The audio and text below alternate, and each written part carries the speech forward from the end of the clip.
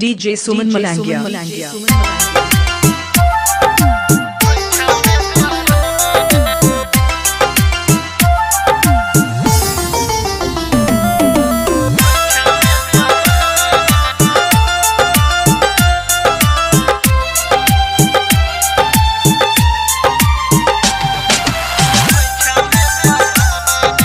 अभी आप सुन रहे हैं सुमन मलंगिया एंटरटेनमेंट को।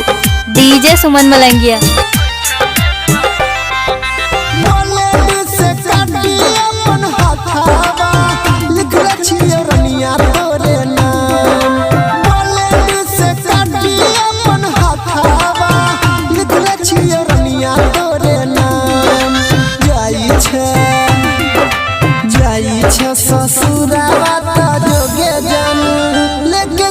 खोइछा में परान जाई छ ससुरावा त जोगे जन लेके जाई है खोइछा में परान।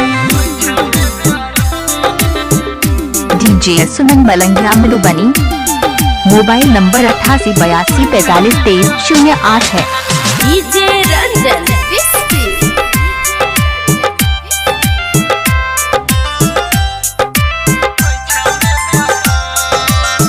तोरा मान लियो हम जन सजादा क्रिया कसम खाके बदल ले इरादा। तोरा मान लियो हम जन सजादा क्रिया कसम खाके बदल ले इरादा। उने तोहर डोली दे जौरानिया एने हम जइबो समसन।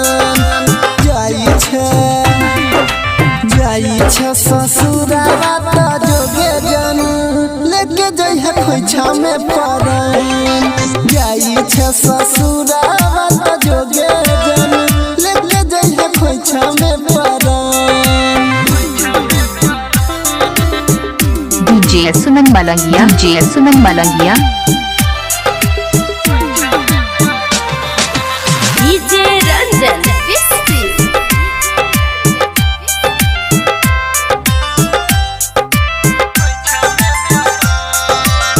छोरी कजे बही तू राइटर तूफानी के बही जेतै लोर के धार आँख सफानी के।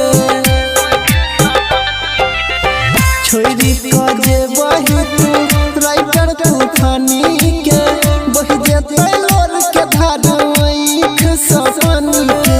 टूट जेतै अनिल के सपना टूट जेतै पूरा यार जाई छ ससुरावा त जोगे जन लेके जाई है खोइछा में परान। जाई छ ससुरावा त जोगे जन लेके जाई है खोइछा में परान। डीजे सुमन मलंगिया मधुबनी। मोबाइल नंबर 8882432308 है।